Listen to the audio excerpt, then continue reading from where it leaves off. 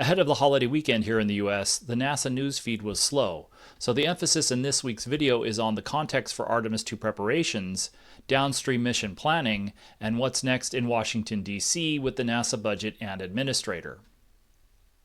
Hey everyone, thanks for making the time. Artemis II launch preparations continue, so I'll provide some context for what's going on behind the scenes right now. Most of the Artemis news this week came from the big commercial providers, Blue Origin and SpaceX, and I'll contextualize the plans and testing from an Artemis point of view. There were also a couple of preparatory steps in the political process that I'll go over at the end, but we'll start with contextualizing with Artemis II. There's still a long ways to go, but the people who are getting Artemis II ready to fly are still busy. It's a holiday weekend, and so that helps make it a slow news week out here, but that doesn't mean it was a slow work week. Exploration Ground Systems continues to prepare the Artemis II SLS and now Orion for launch. Orion is in the multi-payload processing facility for loading of all the hazardous material needed for its flight. Last time I'd gotten an update on that work, and EGS Spacecraft Offline Operations was working to start loading the hypergolic oxidizer, nitrogen tetroxide, into 2 of the 4 large propellant tanks in the European service module. This past week, I got an update from NASA Kennedy Space Center Public Affairs on the work by EGS Integrated Operations, which is getting the Artemis II SLS ready for launch in High Bay 3 of the Vehicle Assembly Building. The 4 main or common elements of the SLS Block 1 rocket were mated on Mobile Launcher 1 during the first months of the year. The solid rocket boosters were stacked from late last year through February. The core stage was lifted in between them and mated at the end of March. And then last month in April, the launch vehicle stage adapter and interim cryogenic propulsion stage were lifted into place. In between those different lifts in March and April, and continuing since then, the vehicle integration team has been working to fully integrate those elements. The connections between vehicle elements are the old school hardline style, so after the elements are physically bolted together, a much longer amount of time is needed to install a lot of cabling, which needs to be routed across long distances, connected, and then checked out. That's in preparation for the SLS portion of the overall Vehicle Integrated Test and Checkout, or ITCO. There are also servicing and maintenance tasks that needed attention during this time, most notably for the core stage, which is the most complicated piece of the rocket. The engine controller units for all 4 RS-25 engines were removed for firmware-style updates, and one of the engines was replaced. And on top of that, the rocket has to be integrated with the mobile launcher, which itself is connected into the broader ground-based launch processing system. I asked about the status of some of those open prerequisites for integrated testing, and the forecast for beginning ITCO with powering up the rocket's command, data, and control systems. The PAO update at the beginning of the week was that the RS-25 engine maintenance work was complete. The replacement engine for the number 4 core stage engine position was hard mated at the end of April, and PAO confirmed that the engine controllers for all 4 engines are reinstalled, so those should be ready for core stage power-up. PAO also confirmed that all the core stage mobile launcher umbilicals were connected. That's the 2 tail service mast umbilicals attached down at the bottom to the engine section, the inner tank umbilical, and the forward skirt umbilical. I'd asked about application of spray-on foam insulation to the bolted flange between the LVSA and the core stage forward skirt, and PAO said that work was divided into 2 parts. The first was for the section around where the forward skirt umbilical would be attached, and that's complete, along with attaching the ML umbilical to the forward skirt itself. The foam sprays around the remainder of the circumference will be completed later in the processing flow. In addition to the sprays, the foam will also be trimmed and sanded. With the engines fully installed and connected, and with the core stage umbilicals also connected, power-up of the core stage and booster avionics were planned to begin during this past week as a part of the interface verification test campaign. It was also noted that teams were planning to mate the ICPS umbilical to that stage during the week. That will eventually lead to power-up of the ICPS flight control systems and verification of those interfaces. This is a schematic of the SLS Block 1 vehicle's avionics, and as can be seen, those are the core stage and booster avionics. The Ground Launch Processing System, Orion, and ICPS are independent third-party systems, so to speak. Exploration Ground Systems builds and operates the Spaceport Command and Control Systems. The Orion program operates the spacecraft flight control systems, and United Launch Alliance owns and operates the common avionics that control ICPS.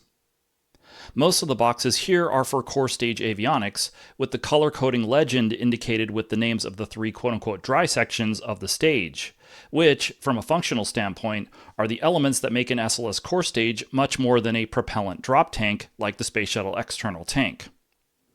The orange elements are located in and around the forward skirt, the green elements are in the inner tank, and the blue ones are located in the engine section.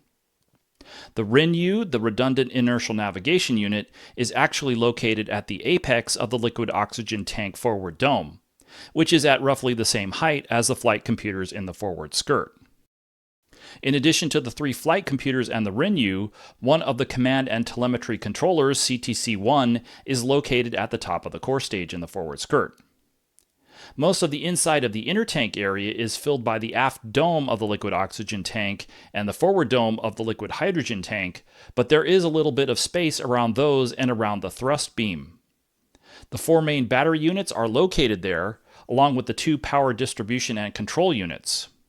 The avionics box for the liquid level sensors in both propellant tanks, called the Cryogenic Level Sensing System, is also located in the inner tank, along with one of the data acquisition control units, one of the rate gyro assemblies, and the other command and telemetry controller.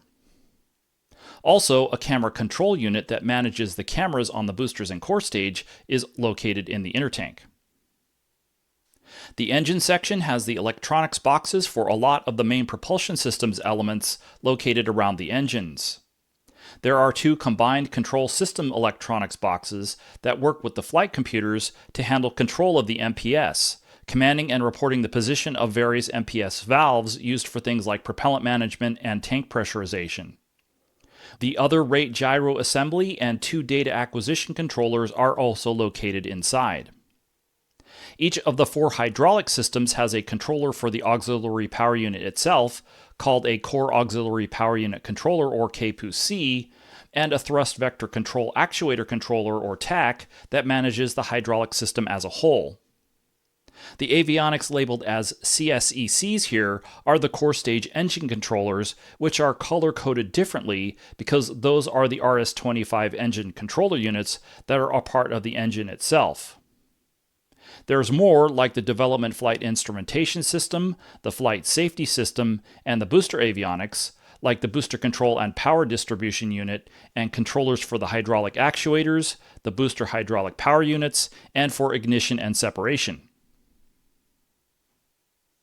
During the initial power-up and start of the interface verification testing, the SLS flight computers will be powered up, and then those will be commanded by the ground systems to power up the other avionics systems, although during the initial phases of testing, only a subset might be powered up. As an example, during this part of the Artemis I integrated test and checkout, the software for the flight computers was updated, and then the RS-25 engine controllers were powered up and that software was updated. There will be multiple rounds of interface verification testing similar to the program-specific engineering tests. Those P-sets in the VAB will focus on SLS, while Orion is going through its launch preparations before stacking. The equipment in the rocket will be functionally tested to verify it is ready to be rolled out to the pad, fueled, and launched. That includes leak checks of all the plumbing and functional tests of the valves and hydraulics and mechanical systems, and at the same time verifies the electronic chain of command from the ground systems through the mobile launcher to the vehicle flight computers in the core stage and ICPS all the way to the engines. After Orion is stacked, then there will be a final round of tests in the VAB to verify the additional interfaces between Orion, ICPS, and the SLS boosters and core stage, and also between Orion and the ground systems, not just at Kennedy Space Center, but around the world. There will also eventually be tests of on-orbit communications networks with Orion. During this past week, we got a rare public update from Blue Origin. Officials presented an update on their Artemis lunar lander work to the Lunar Surface Innovation Consortium at Johns Hopkins Applied Physics Lab in the Washington, D.C. area. John Kalouris and Jackie Cortez provided a few updates to the near-term schedule for the Mark 1 Blue Moon lunar lander. The company's goal is to launch the first Mark 1 spacecraft to land on the moon by the end of this year, and they said that the flight article was expected to be ready for thermal vacuum testing at Johnson Space Center in the summer. The Mark 1 version of the lander can be sent to the moon fully fueled with a single New Glenn launch. It is an uncrewed version of the larger Mark II lander that will use refueling in space to conduct sorties back and forth from the gateway orbit to the lunar surface and back. There were a few other details about pre-launch milestones for this first Mark I flight, though.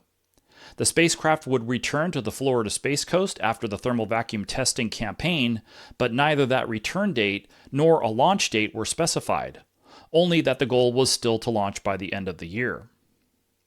When Blue Origin won the Appendix P Sustaining Lunar Development contract 2 years ago in May 2023, the source selection statement stated that 2 Mark I missions were planned for 2024 and 2025. So a first launch around the end of the year or early in 2026 would be somewhere between 1 to 2 years behind the original schedule. The second Mark I lander is said to be about 6 to 8 months behind the first, but it wasn't spelled out whether the second spacecraft would be ready to fly at that point, or whether that was the target launch date for the second lander.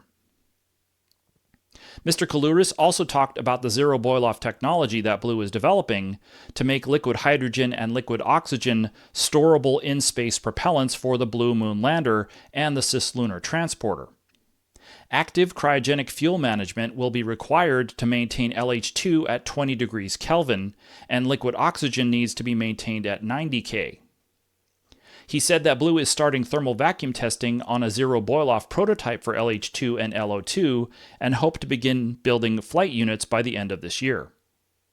The presentations focused more on the evolution of the overall Blue Moon concept than on a development roadmap with schedules.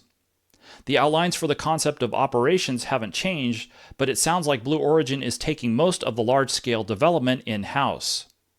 Jeff Faust reported in his story about the presentation for Space News that Blue Origin has taken over development of the cislunar transporter that was previously the piece that Lockheed Martin was developing as a part of a quote-unquote national team. In the presentation, Mr. Kalouris spoke about more commonality in production, with the transporter more closely resembling the New Glenn G2 second stage, with the same 7-meter diameter and similar dimensions. In a way, this has the general ring of what SpaceX is doing with Starship, where the different variants of the ship have similar dimensions, similar primary structures, which would allow for using the same tooling. The Blue Moon architecture would employ both zero-boiloff and refueling between G2 stages and the cislunar transporter in order to resupply the lunar lander that would stay in the lunar gravity field. The transporter would go back and forth between Earth orbit and lunar orbit, bringing fuel and other payloads with it. Again, referring back to the source selection statement 2 years ago, the HLS Lunar Orbit Checkout Review milestone for Blue Moon was set for April 2028. During the presentations this past week, the Blue officials indicated that they are planning to complete both their Mark II demonstrations by the end of the decade. Same as SpaceX and Starship for Artemis III, that would be an uncrewed demo, followed by a crewed lunar landing demo that is currently assigned to the Artemis V mission. In news and notes for the week, first, a correction about the Mobile Launcher 2 news from last week, which was not correct. Actually, 2 corrections. It wasn't until the end of this last week that Module 8 for the umbilical tower was ready to be lifted. And a core stage umbilical was lifted onto the tower several days back, but it wasn't the forward skirt umbilical, but rather the core stage inner tank umbilical. The Bechtel team lifted Module 8 on Friday morning, May 23rd, as we see in this footage from NSF NASA Spaceflight's Space Coast Live 24/7 streaming coverage. I'm hoping to hear from either NASA or Bechtel about getting pictures of these recent lifts, but it is something else that has to wait until after this holiday weekend is over. After granting SpaceX an updated launch license for Starship Flight Test 9 last week, the Federal Aviation Administration fully approved return to flight of the vehicle this week. SpaceX is completing final testing and preparations of the booster and ship prototypes that will fly the test, and launch could be as soon as Tuesday, May 27th.